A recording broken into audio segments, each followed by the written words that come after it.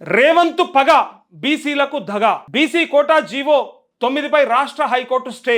స్థానిక సంస్థల ఎన్నికల నిలుపుదల అంటూ తడిగుడ్డతో గొంతుకోయడం, నమ్మించి నట్టేట నిలువనా ముంచడం, ఆశలు రేపి అమాంతం చిదిమేయడం, అదును చూసి అగాధంలోకి పడదోయడం, పచ్చని కలలపై పగ సాధించడం, వెచ్చని కత్తితో వెన్నులో దించడం తెలంగాణ సర్కార్ చర్యను ఏ పేరుతోనైనా పిలవండి, బీసీలకు చేసిన మోసాన్ని ఏ పదాలతోనైనా కొలవండి, నమ్మి ఓట్లేసిన బీసీ బిడ్డలకు కాంగ్రెస్ దోకా నిజం నడిమిట్ల కాడి పారేసి కోటాను కాడ కలిపింది నిజం. ఇది నయవంచన, ఇదే నయావంచన, ఇది నయావంచన ఇల్లు చేసినటువంటిది. తెలంగాణ బీసీ బిడ్డలను రేవంత్ సర్కార్ మళ్ళీ మోసం చేసింది. ఆశలు పెట్టుకున్న రిజర్వేషన్పై విషపు నవ్వులతో వికృత రాజకీయం ఆడింది. బీహార్ ఎన్నికల కోసం నాటకం మొదలుపెట్టి మధ్యలోనే తెరదించింది. బీసీ కోటాను చూపించి బీహార్లో ఓట్లను కొల్లగొట్టాలనే యావే తప్ప చట్టబద్ధతతో దాన్ని సాధించి తెలంగాణ బిడ్డలకు న్యాయం చేసే చిత్తశుద్ధి ఏది అంటూ ఇక్కడ ప్రశ్న. రిజర్వేషన్లను 50% దాటకుండా సుప్రీంకోర్టు పరిమితి ఉన్నదని తెలుసు. అనేక రాష్ట్రాలు చేతులు కాల్చుకున్నాయని తెలుసు. అట్లే కేంద్రం వద్ద బిల్లులు క్లియర్ కాలేదని తెలుసు. సుప్రీం తన తీర్పుకు తానే వ్యతిరేకంగా నిర్ణయం తీసుకోదని తెలుసు. అయినా 42% బీసీ బిల్లు పేరుతో రేవంత్ సర్కార్ డ్రామాలాడింది. రాజ్యాంగ సవరణ లేకుండా అసెంబ్లీ తీర్మానంతో కోటా రాదని విపక్షాలు బీసీ విద్యావంతులు మొత్తుకుంటున్నా వినకుండా ఎన్నికల నోటిఫికేషన్ దాకా తెచ్చి చివరకు కోర్టు ముందు చేతులెత్తేసింది అంటూ చెల్లని జీవోతో చిల్లర రాజకీయాలకు పాల్పడిందని ఇప్పుడు తేటతెల్లమైపోయింది. ఇది అసలు ముచ్చట. నమ్మక ద్రోహానికి, విశ్వాసఘాతుకానికి పాల్పడిన రేవంత్ ప్రభుత్వం ఇప్పుడు బీసీలను దగా చేసిన సర్కారుగా సమాజం ముందు నిలబడింది. అవగాహన రాహిత్యంతో అసమర్థ సర్కారుగా తనకు తానే ప్రకటించుకుంది అంటూ ఇక్కడ పూర్తిగా బీసీలకు సంబంధించినటువంటి ఈ అంశాన్ని ఈ పత్రిక ప్రముఖంగా రాసింది. చెల్లని జీవోతో చిల్లర రాజకీయం, బడుగుల బతుకులతో కోటా చెలగాటం, న్యాయ సమీక్షకు నిలబడదని తెలిసి 42% రిజర్వేషన్ పై కాంగ్రెస్ సర్కారు ఆట, అభ్యంతరాలను పట్టించుకోకుండా 22 నెలలుగా డ్రామా, రాజకీయ లబ్ధిపైనే దృష్టి అంటూ ఇప్పటికే ప్రభుత్వ నామినేటెడ్ పదవుల్లో బీసీలకు దోకా, ఇప్పుడు కోటా పైన మోసం, చట్టబద్ధతపై చిత్తశుద్ధేది, కాంగ్రెస్ తీరును మొదటి నుంచి తప్పుపడుతున్న బీఆర్ఎస్, కులగణన నుంచే గాడి తప్పిందంటున్న బీసీ సంఘాలు, డెడికేటెడ్ కమిషన్, ఆర్డినెన్స్, జీవో అన్నింటా హైడ్రామా, కాంగ్రెస్ తీరుపై బీసీల ఆగ్రహం, పలు చోట్ల నిరసనలు అంటూ మొత్తానికి ఉదయం నామినేషన్, సాయంత్రం స్టే. ఆగమైపోయింది. రాష్ట్రం అంతా ఒక్కసారి నివ్వరబోయినరు. అనుకున్నదేంది, ఇప్పుడు అయ్యిందేంది, చివరికి ఏడికి తీసుకొచ్చి పెట్టినరు, ఎంత ఊరిచ్చిండ్రంటే ఇక అయిపోయింది, ఇక మీ చేతిలో పెట్టేసినాం, ఇక తినుడాల్చాం, ఇక పట్టుర్రి అని చెప్పి పల్లెంలో పెట్టించినట్టుగా మాట్లాడారు. కానీ ఏమైంది ఇలా నోటికాడ ఇట్లా నోట్లో పెట్టుకున్నటువంటి బుక్కని ఇట్లా చేతితో దొరకబట్టి కింద పడేసినట్టు అయిపోయింది. నోటికాడు బుక్కని గుంజుకునే పరిస్థితికి వచ్చేసింది. మరి పాపం ఎవరిది? దీంట్లో ఇక కాంగ్రెస్ మాట్లాడుతుంది. ఇక 2 కోణాలు ఉన్నాయి. ఇవి మీకు అది అర్థం కావాలి. ఒక కోణమేమో మేము చెయ్యాలనుకున్నాం, మాతో అయితుండే, మేము ఎట్టి పరిస్థితుల్లో మాటించినాం కాబట్టి చేస్తామనుకున్నాం, కానీ ఇలా బీజేపీ, బీఆర్ఎస్, ఏ టీం బి టీం కలిసి, ఆ 2 టీంలు కలిసి దొంగ నాటకాలు ఆడి ఈ బిల్లును ఆపే ప్రయత్నం చేసి చివరికి కోర్టులదా కూడా కేసులు వేసారు. బిల్లుకు మద్దతు ఇచ్చారు అనేది వాళ్ళకి తెలుసు కూడా. అయినప్పటికీ కూడా ఆ దాన్ని వ్యతిరేకిస్తున్నారని చెప్పేసి పూర్తిగా వాళ్ళ వల్లనే ఇలా రిజర్వేషన్లు ఇవ్వలేకపోతున్నామని బట్టగాలు చేసారు. ఇగో నేను 100 సార్లు చెప్పుంటా, ఇదే వేదికగా మీకు కూడా యాదికి ఉండాలి. వాళ్ళిద్దరు జయనిస్తలేరని చెప్పి తప్పించుకోవడం తప్ప వీళ్ళు చెయ్యలేరు. సుప్రీంకోర్టు తీర్పు ప్రకారంగా వాళ్ళు ఇచ్చిన తీర్పునే వాళ్ళు ఖచ్చితంగా మరి తప్పుపట్టే పరిస్థితి ఉండదు. మళ్ళీ దాన్ని సమర్థించుకుంటారు తప్ప ఎప్పుడు కూడా అట్లా జరగదు. వీళ్ళకి చెయ్యాలని ఉద్దేశం ఉంటే, చేసే బుద్ధి ఉంటే నిజంగా ఇటు పక్క చట్టబద్ధత తీసుకొచ్చి మాత్రమే చేయాలి తప్ప ఇట్లా ఆగమాగము ఆర్డినెన్స్ తెచ్చి, అంటే తాత్కాలిక బిల్లును తీసుకొచ్చి ఒక లొల్లి, జీవో తీసుకొచ్చి ఒక కథ, మళ్ళా ఇక పార్టీల పరంగా చేస్తామని ఒక రకంగా మాట్లాడి ఇట్లా ఒక 4 నాలుకలతోని 4 రకాలుగా మాట్లాడే వరకు ఎటుపోయింది? అది ఆగమైపోయింది. ఇలా ఎవరు చెప్పాలి సమాధానం? ఒక్కడంటే ఒక్కడు దిక్కులేడు. ఇలా బయటకు వచ్చి మాట్లాడరు, ధైర్యం లేదు. ఎందుకంటే హామీల లెక్కనే ఇది కూడా ఒక హామీ కదా, బీసీ డిక్లరేషనే కదా. ఇది వేయాలంటే కూడా మళ్ళీ బయటకు వస్తే మళ్ళీ ఇప్పుడు రైతు బంధు రుణమాఫీ మీద మాట్లాడలేరు చూడు. ఏదైనా అడిగితే మళ్ళీ సమాధానం చెప్పే పరిస్థితి లేకుండా చూడు. ఎగ్జాక్ట్గా ఇప్పుడు దీనికి కూడా సమాధానం దొరకదు. వాళ్ళకి చెప్పడానికి ధైర్యం లేదు, అందుకోసానికే బయటకు రారు. ఇక మెల్లగా ఆలోచించుకొని సుప్రీంకోర్టు పోదామా, లేకపోతే 42% ఏదైతే మనం మాట ఇచ్చినామో ఆ ప్రకారంగా ఎట్టి పరిస్థితుల్లో పార్టీల పరంగా రిజర్వేషన్స్ ఇచ్చి పోదామా, అఖిలపక్షం పిలుద్దామా, లేదంటే ఇంకేదన్నా ప్రయత్నం చేద్దామా, పాత రిజర్వేషన్లతో ఎన్నికలకు పోదామా అనే దాంట్లో కొట్టుమిట్టాడుతూ ఉంటారు. ఇది వాళ్ళు ఉన్నటువంటి అలా పరిస్థితి. చివరికి తెలిసి నేనేమంటా ఉన్నంటే వాళ్ళ మీద కోపంతో అంటలేను, బాధతో అంటా ఉన్నా. ఒక బీసీ బిడ్డగా మీరు మాకు ఇస్తా అని చెప్పినటువంటి ఆ రిజర్వేషన్ని మీరు చేయడం చేతకాక, చేసే ఇష్టం లేక, చేసే ఉద్దేశం లేక చేసినటువంటి పనులుగా కనిపిస్తూ ఉన్నాయి. ఇంతకు మించి ఇంకోటి లేదు. మీకు ఇష్టం ఉంటే, మీకు ప్రేమ ఉంటే, మీకు చేయాలని ఉంటే ఆ పద్ధతి వేరే ఉంటుంది. 22 నెలల నుంచి ఎవరిని భ్రమల పెట్టిండ్రు, ఎందుకోసానికి భ్రమల పెట్టిండ్రు?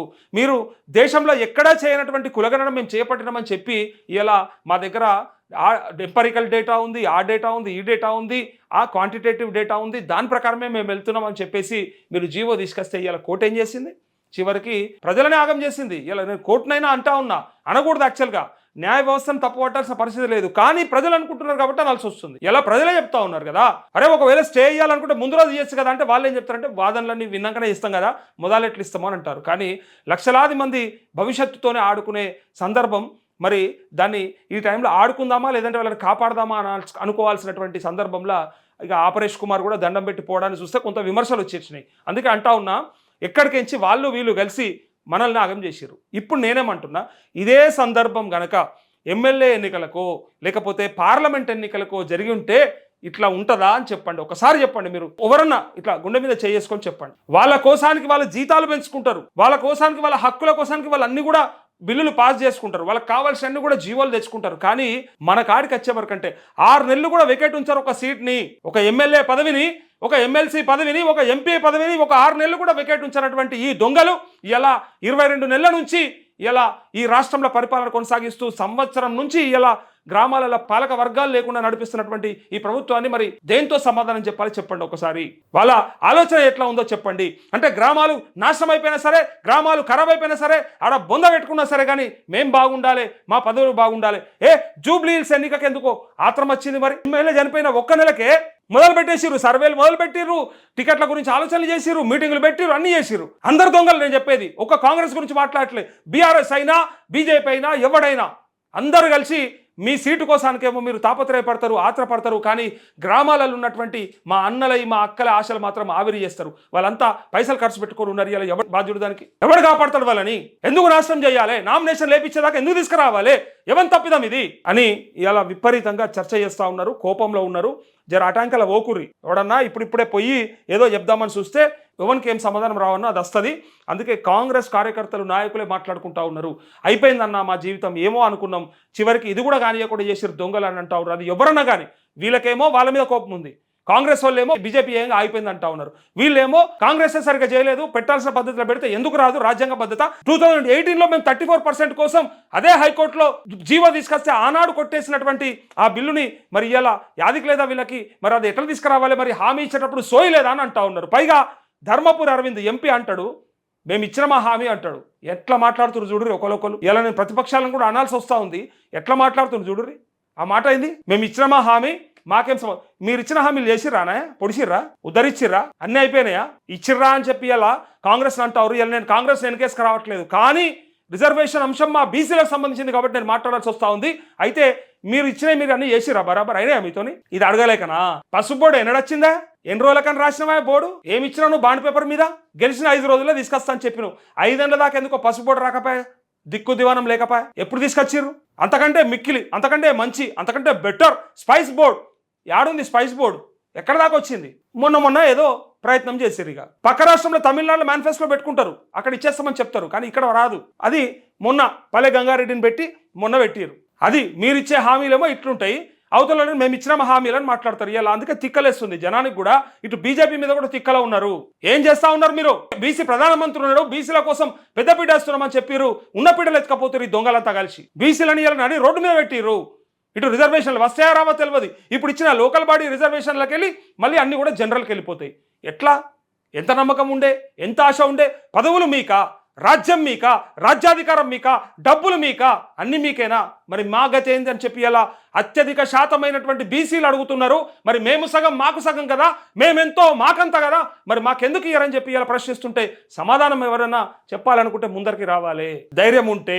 ఇప్పటిదాకా ఒక్క మంత్రి దిక్కులేడు, ఒక్క ముఖ్యమంత్రి మాట్లాడు. మరి ఎందుకు మాట్లాడు ఈ విషయం మీద? కోర్టు స్టే ఇచ్చింది, స్థానిక సంస్థలకి ఉసుగొల్పింది మీరే. ఇగో ఎన్నిక, అగో ఎన్నిక, ఇగో పంపుతున్నాం, ఇగో పంపించేసినాం, ఇగో రిజర్వేషన్ల ఖరారు, ఇగో బిల్లు పెట్టినాం, ఇగో జీవో తెచ్చినాం, ఇగో ఆర్డినెన్స్ ఇచ్చినాం. ఏమా ఇవన్నీ? ఎక్కడ పోయినాయి? ఇయ్యాల లాస్ట్కు ఎవరిని పొంద పెట్టిరు? నేను అదే అంటా ఉన్నా, మీ దొంగలంతా కలిసి, పెద్దలంతా కలిసి పేదలను ముంచడం అంటే ఇగో ఇదే. ఇది గుర్తు లేకపోతే, ఇది యాది చేసుకోకపోతే, ఇది గుర్తుపట్టకపోతే నష్టపోయేది మనమే. డెఫినెట్ గా మనమే నష్టపోతాము. ఆ దొంగలు మంచిగానే ఉంటారు, వాళ్ళ సీటు ఒక్క 6 నెలలు వెకేట్ ఉంచారు. కానీ మన సీట్లు సంవత్సరం కాదు కదా, ఎన్నేళ్ళైనా వెకేట్ ఉంచుతారు. ఇప్పుడు ఇంకా 6 నెలల దాకా దిక్కు దివానం లేదు. 6 నెలల దాకా అసలు మాట్లాడేది లేదు ఆ ఎన్నికల గురించి. ఏంది పరిస్థితి? పాలక వర్గాలు ఉండొద్దు, పరిపాలన కొనసాగొద్దు, తీర్మానాలు జరగద్దు, గ్రామ పంచాయతీలలో అభివృద్ధి జరగద్దు, నాశనం అయిపోవాలి. కేంద్ర ప్రభుత్వం ఏమో 6 నెలలు దాటితే కథం మేము మీకు నిధులు ఇవ్వమని చెప్తుంది. 6 నెలల్లో పాలకవర్గం ఉండాలి, లేకపోతే ఫైనాన్స్ కమిషన్ నుంచి నిధులు ఇవ్వమని చెప్తుంది. ఎవరి వేషం వాంది బాగుంది. మరి అసలు ఎక్కడ పోవాలి?